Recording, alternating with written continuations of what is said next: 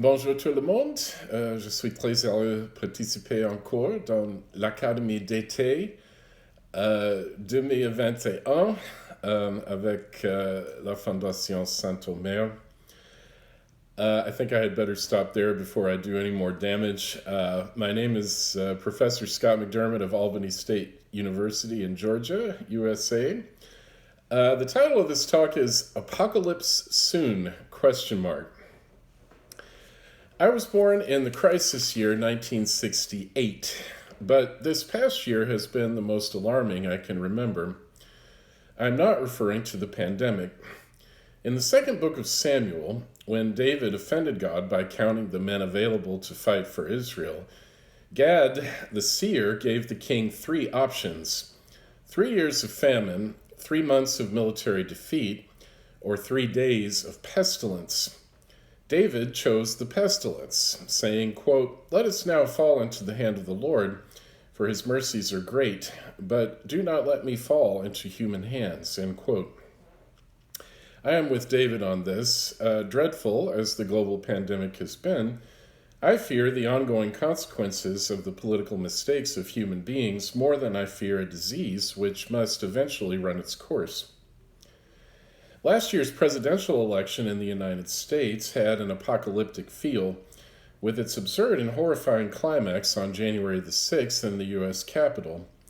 Seeking solace after this event, I reread an essay I remembered from college, "The Paranoid Style in American Politics" by Richard Hofstadter. In this classic of historical writing, Hofstadter showed that American politics has been saturated with apocalyptic rhetoric from the very beginning, starting with the Bavarian Illuminati scare of the late 1790s. The effects of this one are still around. By the way, my students have informed me that the most recent recruits to the Order of the Illuminati are none other than Jay-Z and Beyonce. Hofstadter chronicled subsequent waves of political paranoia, including anti-Masonry, anti-Mormonism, and anti-Catholic nativism, that is, fear of Catholic immigrants. Obviously, this one is still with us as well. Even the gold standard in economics was cast by its populist enemies as the result of a vast, sinister, secret conspiracy. In this light, we might see American politics as one long and continuous apocalypse, and the recent political upheavals, as well as the current tendency to demonize one's political enemies, as nothing new. However, Hofstadter has not quite succeeded in calming my fears about the current political climate for 2 reasons. The first is that those citizens who adhered to these earlier paranoid tendencies did not generally go around armed to the teeth.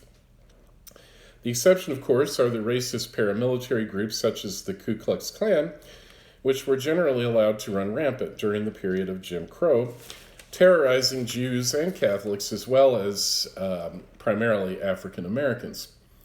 Even if such groups do not represent a completely new development, their recent proliferation and the increasingly visible role played by such organizations as the Proud Boys and the Boogaloo Boys on the American political scene is truly an alarming development. Equally disturbing are the religious trappings adopted by those elements in society that are rapidly militarizing. I first began to be alarmed at the state of American politics and religion one day during the 2016 election season, as I was driving through rural Georgia and saw the message on a billboard next to a country church. It read, quote, "I cling to my Bible, my guns, and the old rugged cross," end quote. For the record, I do see the necessity of the Second Amendment as a safeguard against tyranny, especially nowadays when modern states have such immense technological resources at their disposal. But mob rule at the hands of such groups as the Boogaloo Boys would be just as tyrannical as state tyranny, if not more so. The other difference between the paranoid politics of the past and that of today is that the parties formed against Masons and Catholics were short-lived, and not very successful at the national level. But today, both major political parties are in danger of being captured by paranoid elements, with the Republicans arguably having surrendered already. More on this later in the talk. All of these developments inevitably raise the question of whether we need to look for a precedent for American contemporary political life, not from any earlier period in American history, but from Germany during the Weimar Republic, as described in two important works of historical analysis, Germans into Nazis by Peter Fritsche and The Death of Democracy by Benjamin Carter Hett. Perusing these works reveals a number of worrisome similarities between the contemporary U.S. and the political scene in Weimar between 1919 and 1933. First, there is the thoroughgoing suspicion on the part of nearly all voters of the system as a whole, something which has been a consistent feature of American politics since the Watergate scandal of the 1970s. This tendency in Germany enabled Adolf Hitler to turn the Nazi Party into a mass movement, while seemingly being against everything.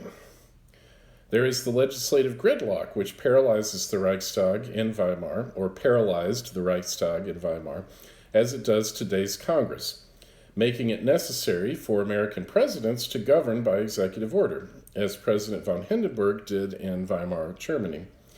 There is, above all, the political polarization, which is, of course, the source of legislative deadlock, which increasingly springs from an epistemological crisis, that is, an inability to determine the truth in political matters. Adolf Hitler himself offered one of the first significant descriptions of this problem in a famous passage in Mein Kampf. In the context of claiming that the Jews had falsely blamed the German loss in World War I on General Erich Ludendorff, Hitler said, quote, "In this, they," that is, the Jews who supposedly accused Ludendorff, "proceeded on the sound principle that the magnitude of a lie always contains a certain factor of credibility, since the great masses of the people, in view of the primitive simplicity of their minds, more easily fall victim to a big lie than to a little one, since they themselves lie in little things, but would be ashamed of lies that are too big. Such a falsehood will never enter their heads, and they will not be able to believe in the possibility of such monstrous effrontery and infamous misrepresentation in others." Here, while officially accusing the Jewish people of resorting to the big lie in their criticism of Ludendorff, Hitler is also covertly teaching his own true believers of the value of the big lie for the Nazi cause. He essentially admits the similarity of strategy between the Nazis and their enemies on the German left, but this is a commonality that results in total polarization, since it is no longer communicable, not based on common truths that can lead to rational dialogue. Because the Reichstag was increasingly immobilized by this political polarization, in an attempt to restore parliamentary government, both General von Schleicher and Chancellor von Papen sought to harness Hitler's popularity to sustain a right-wing coalition without allowing Hitler to take over the government, producing the results with which we are all too familiar.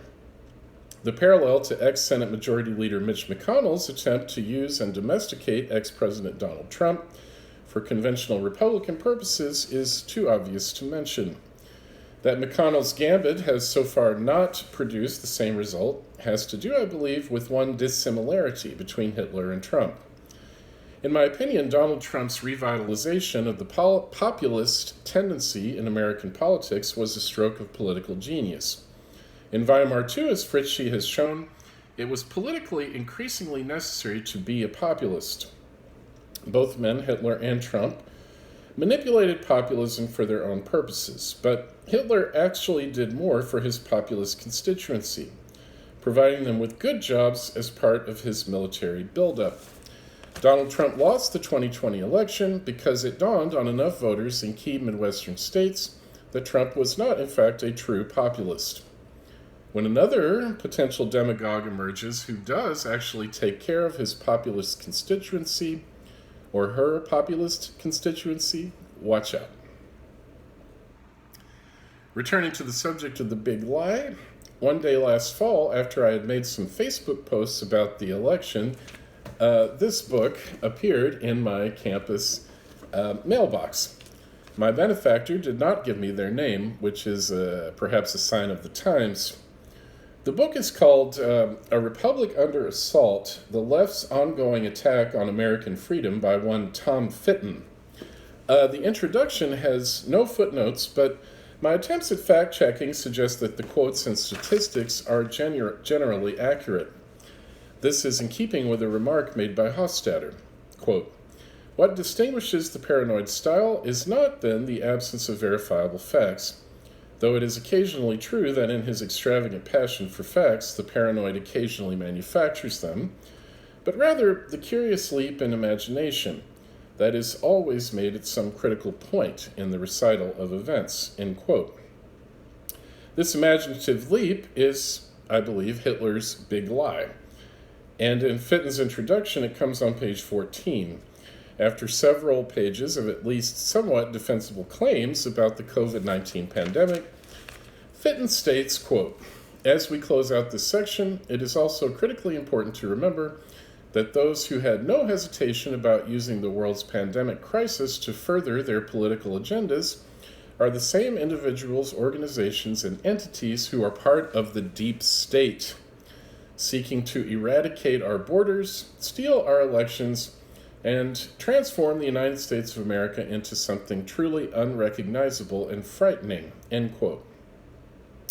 There you have it, I believe. The big lie of the current conspiracy theorists on the right is the existence of a so-called deep state that, in fact, has no existence whatsoever.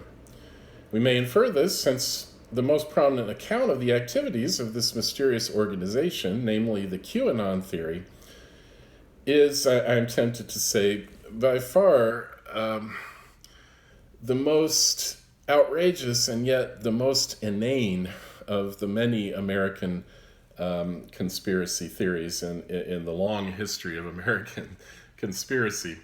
If there were the slightest basis for the belief in a deep state, surely its proponents could come up with a more plausible version of its nefarious doings. The rest of Fitton's book does come with footnotes, but the majority of them refer to publications by Fitton's own organization, Judicial Watch. But I doubt if that concerns most of Fitton's readers. Truly, as St. Paul puts it in 2 Timothy chapter 4, verse 4, "They shall turn away their ears from the truth, and shall be turned unto fables."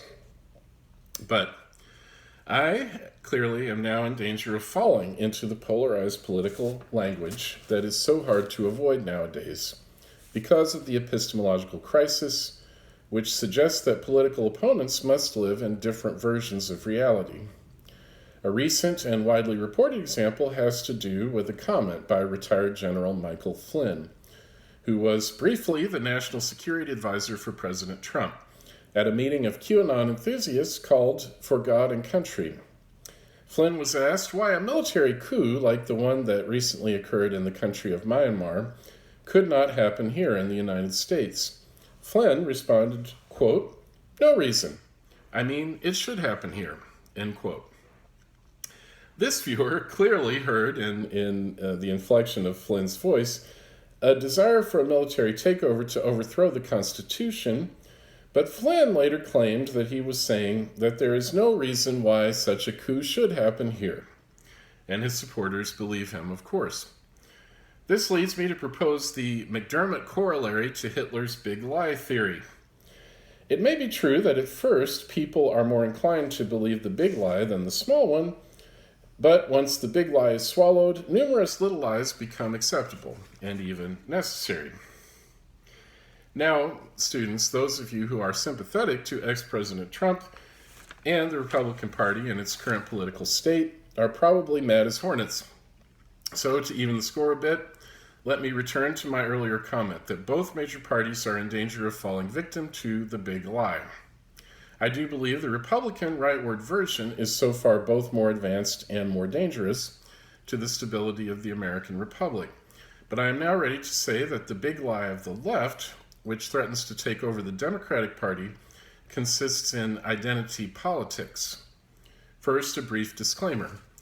As an historian, I'm painfully aware that racial, ethnic, gender, and sexual identity have, historically and culturally, had a tremendous impact on the lives of every single person in American society, leading to often epic tragedies and the systematic denial of human rights and human flourishing. Therefore, all these categories of identity must be studied, they must be understood, and people like me must also take responsibility for our collective guilt and complicity in the crimes of the corporate political bodies to which we belong. However, as an historian, I also believe that all of these identities are in fact culturally constructed to a large extent, and in some cases have no actual biological or ontological basis. Therefore, claiming a particular identity, while it may bring a certain awareness of oppressive structures and the need to redress them, does not automatically confer any special political wisdom that would enable one to help eradicate them. This can only come about at the common human level through a process of rational dialogue which takes identity into account, but which is not exhausted by identity concerns. Furthermore, if the Democratic strategy for winning future elections consists simply in cobbling together enough marginalized groups to make an effective coalition, history has repeatedly shown that the interests of different oppressed groups are rarely in fact identical and are often in opposition. Therefore, I'm skeptical about the ongoing viability of this approach for the Democrats, even after the year 2050, when it is predicted the majority of Americans will be non-white. Unless politics has a coherent, dare I say, ideological content, by which I mean a content based on political thought, political precepts, it will drift off into insane conspiracy theories, empty racial and racist theorizing, and a fragmented political scene which will leave the way open for the establishment of a tyranny by the best organized and best armed splinter party with populist appeal. Hitler's rise to power is hardly the only example of this sequence of events in history. Think of the rise of Napoleon in France and the destruction of the Roman Republic by a series of generals with the support of the military rank and file, culminating in the definitive overthrow of the Republic by Julius Caesar, the leader of the Popular Party. All of these instances are exploited to maximum effect in the massive theoretical history by Oswald Spengler called The Decline of the West. The first volume of this work was published in Germany just as the Second Reich was collapsing in 1918. Spengler accounted for this development and for subsequent political events which he correctly predicted based on his theory of history, which Spengler saw as the predetermined rise, life cycle, and fall of the various human cultures which he identified. In Spengler's mind, each culture took on the quality of an organic living being, whose predestined lifespan was typically around 1,000 years.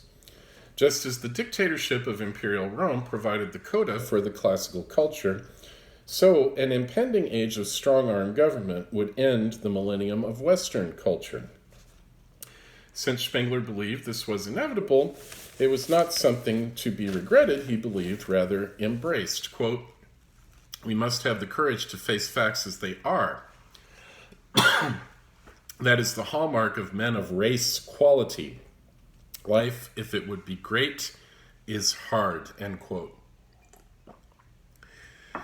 Statements like this obviously dovetailed with the Nazi worldview, or anti-worldview, and I was well aware of this before reading Spengler's book, which I expected to hate from start to finish. I must say, however, that it has exerted a grudging fascination on me, not just in the surprisingly convincing description of vast historical patterns, but in his eerie and cogent prophecy of political developments, which are unfolding before our eyes. Well, now that I have offended everyone and left us in a state of political despair and hopelessness, I will stop for the time being to let all of you consider carefully our current predicament. And on July 5th, I will discuss why I believe Spengler may in fact be wrong, and one possible way out of the impasse of political polarization. A way based on common truths, common values, and the common good, and grounded in a political metaphysic, which I believe the earliest American settlers brought from Europe, planting it firmly within American political culture. Until then, be well.